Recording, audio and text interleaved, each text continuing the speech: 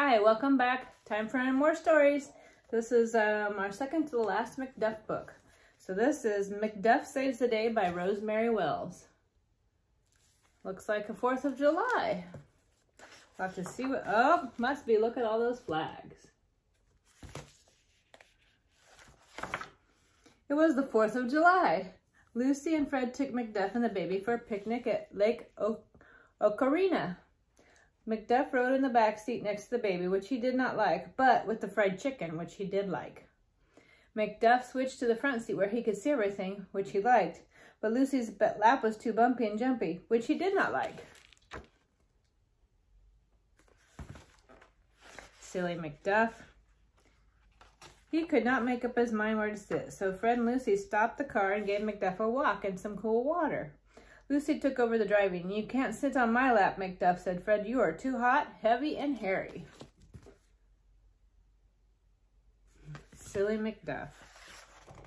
Back went McDuff next to the baby again. He smelled the fried chicken warm in the picnic basket. "Woof," said McDuff, and the baby woke up.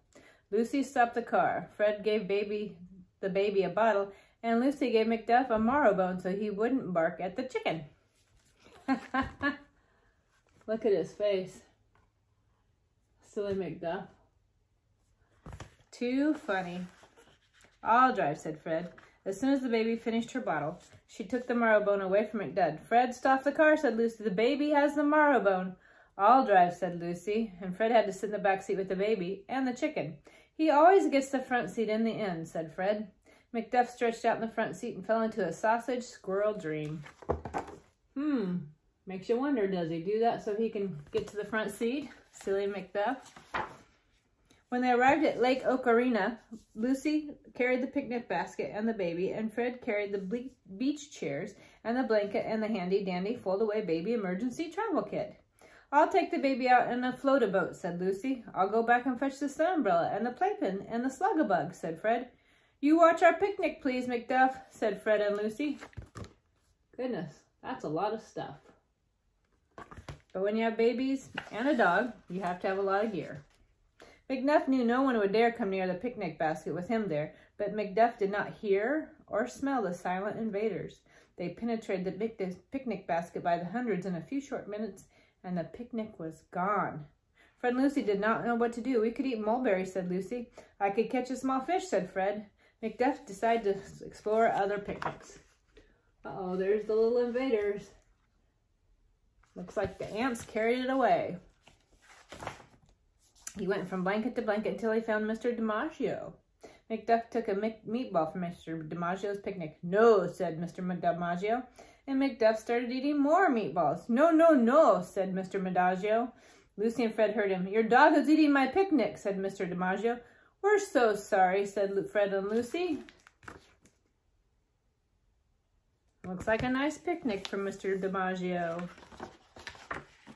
"You see, the ants ate our picnic, and he is hungry." "Oh, that's terrible," said Mr. DiMaggio. "Sit down, eat. I have lots of extra."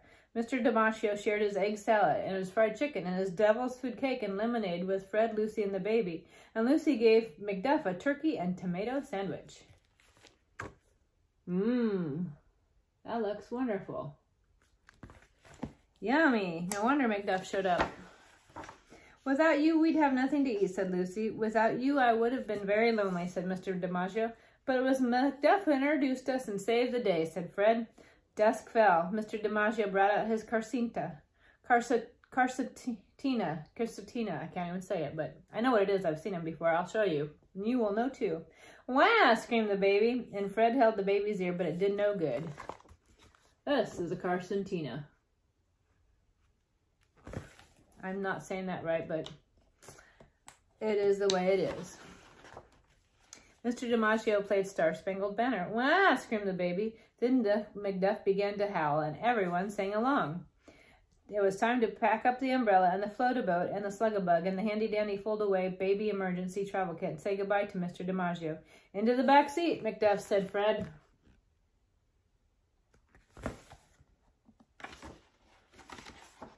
Suddenly the fireworks began. Bang! Bang! went the fireworks. "Wah!" screamed the baby, and Fred said, "You'll have to hold your hands over the baby's ears." Your hands are bigger and more soundproof, said Lucy. So Fred stopped the car and got into the back seat with the baby. And Lucy got into the front seat, and McDuff came into the front seat. Wow, look at all those fireworks. Goodness. Very pretty, even if they are loud. He always gets the front seat, said Fred. Yes, said Lucy. But after all, he saved the day. And there you go. That's how McDuff saves the day. He found him something good to eat and company to enjoy it with.